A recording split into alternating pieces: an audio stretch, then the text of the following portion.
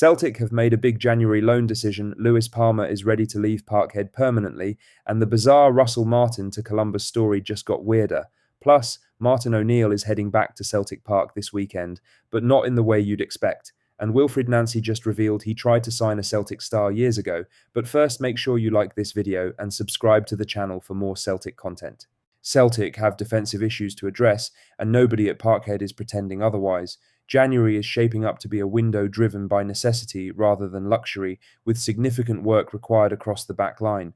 One name, though, will not feature in that rebuild. Stephen Welsh will not be recalled from his loan spell at Motherwell FC. According to the Daily Record, Celtic have decided to let the defender see out the remainder of the season at Fir Park, despite his strong performances for the Steelman. The report states there's no intention to bring the 25-year-old back to Glasgow in January. Welsh is currently surplus to requirements under Wilfried Nancy, and the club hierarchy believe a full campaign of regular football is the best route to increasing his market value ahead of a potential summer move.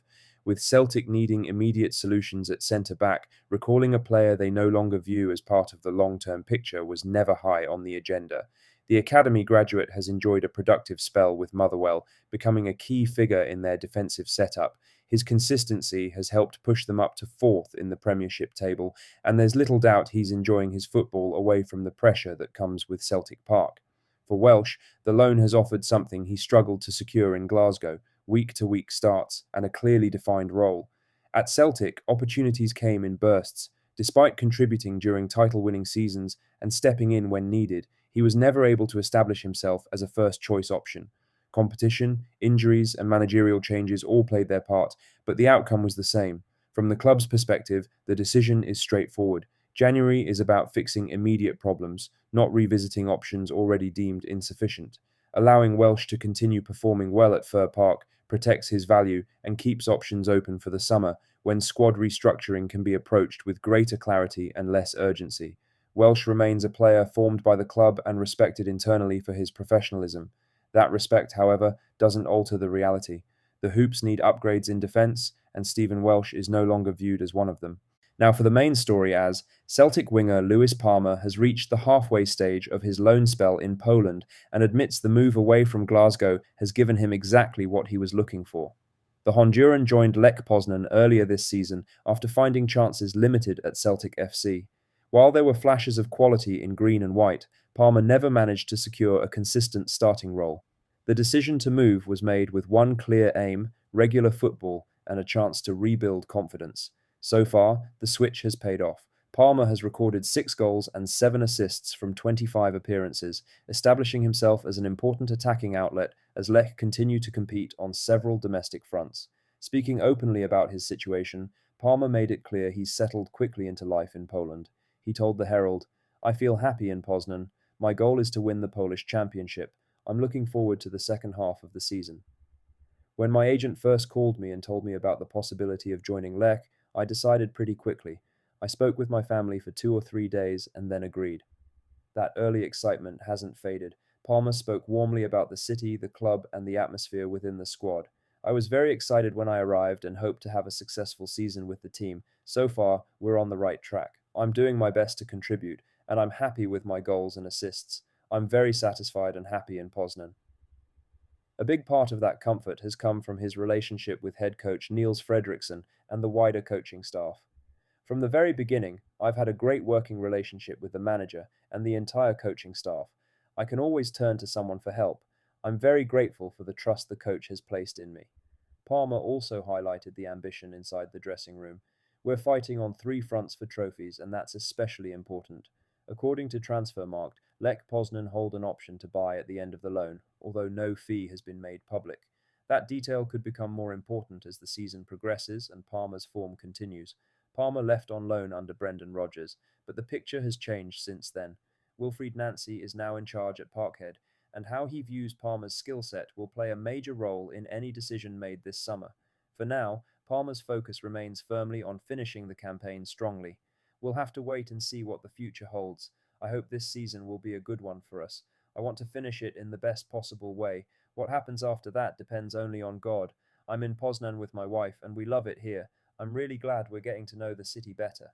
That sense of contentment, combined with steady output on the pitch, leaves Celtic with a clear decision to make.